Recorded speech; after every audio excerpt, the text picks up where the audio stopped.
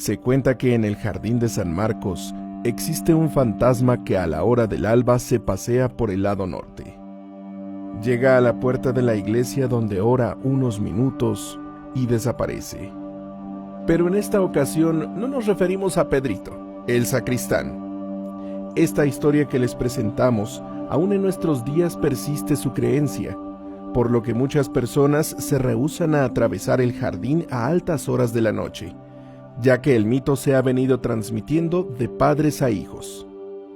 Solamente durante la feria de San Marcos es cuando se ve concurrido por las noches.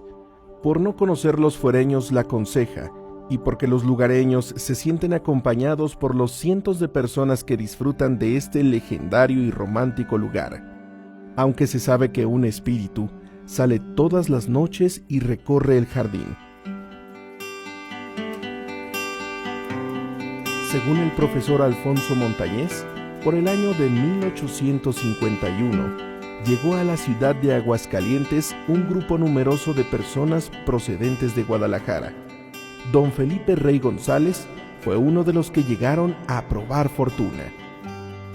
Él era familiar de Luis González, uno de los primeros colonos del pueblo, como se llamó por mucho tiempo al barrio de San Marcos. Y por tener un pariente, pensó que le sería más fácil establecerse en el lugar. Se inició con una pequeña tienda durante la feria y como tuvo éxito, no dudó en comerciar en abarrotes y radicar por una temporada en esta villa. Como en todo negocio, al principio le fue difícil, pero poco a poco se fue dando a conocer y ya había reunido 8,000 pesos, que sumado a su capital le daban 40,000. Pensó en vivir definitivamente en Aguascalientes.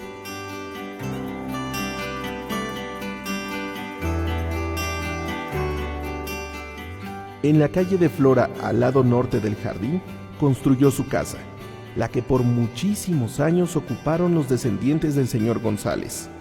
Dice la leyenda que también en el siglo antepasado había amigos de lo ajeno, y que don Felipe González, temeroso de que alguien le fuera a robar su capital, pensó que en su casa no estaría seguro su tesoro. Varias noches no durmió pensando en dónde guardaría su dinero. No lo comentó ni con su mujer por el miedo que ésta tuviera alguna indiscreción con alguien, y pensó que el lugar más seguro sería el jardín de San Marcos. Nadie iba a pensar que en ese lugar se enterrara un tesoro, y mucho menos iban a escarbar para buscar dinero. Al pie de un gran fresno, entre un gran bosque de rosales, en el ángulo norte y oriente del jardín, una noche oscura, alusado únicamente por una vela de cebo, la que se le apagaba a cada instante por el aire, don Felipe enterró una caja de lámina y madera de buen tamaño, en donde había depositado su tesoro. El señor González, que aún tenía su negocio, con frecuencia pasaba frente a su entierro, invitaba a sus amistades a tomar el fresco en el jardín y se sentaba en la balaustrada frente a su caudal de dinero enterrado. Invitaba a sus amigos a charlas, a jugar albures, haciendo apuestas fabulosas, o de perdida a entretenerse con la matatena. Así pasó algún tiempo. Un día, un grupo de amigos de don Felipe comenzaron a jugar albures. Todo era alegría y entusiasmo, pero según el relato, alguien hizo trampa. Hubo insultos, gritos, y de pronto salieron a relucir las pistolas. Y sin más se escucharon varios tiros. La gente se disipó despavorida. A un hombre que corría por la esquina de Flora y Rivera le alcanzó un tiro que lo dejó instantáneamente muerto. 2 más fueron heridos gravemente. Don Felipe Rey González palideció ante aquel zafarrancho y no supo qué hacer. Aterrado volteaba a ver su tesoro e inmóvil permaneció un rato en ese lugar hasta que llegó la policía. Y sin más se lo llevaron preso hasta que se aclarara aquel pleito donde había un muerto y 2 heridos.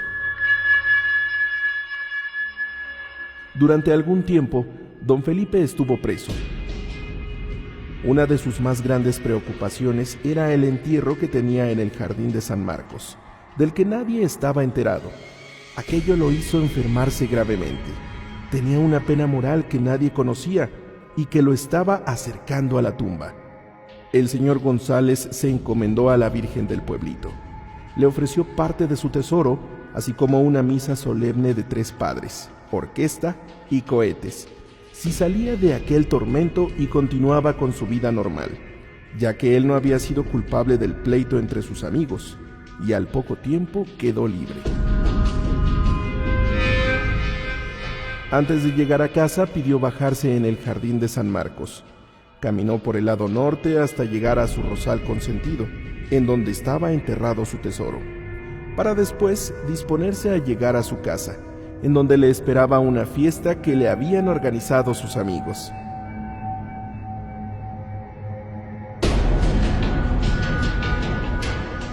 Al pasar los días de euforia, tranquilidad y alegría, don Felipe continuó en su vida cotidiana. Hablaba de lo bien que le hacía caminar por el jardín, sentarse en la balaustrada a recibir el fresco y escuchar el trino de los pájaros. Pasado algún tiempo, el señor González volvió a estar muy enfermo. No levantaba la cabeza.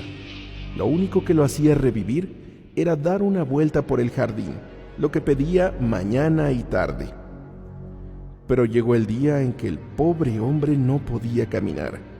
Había perdido el aliento hasta para hablar, y así se le fue apagando la vida. Antes de morir, quiso hablar con su mujer, pero ya no pudo. Le señalaba el jardín, el templo, pero nadie entendió lo que era su última voluntad. El ofrecimiento que le había hecho a la Virgen del pueblito nunca lo cumplió, y con ese remordimiento se fue a la tumba.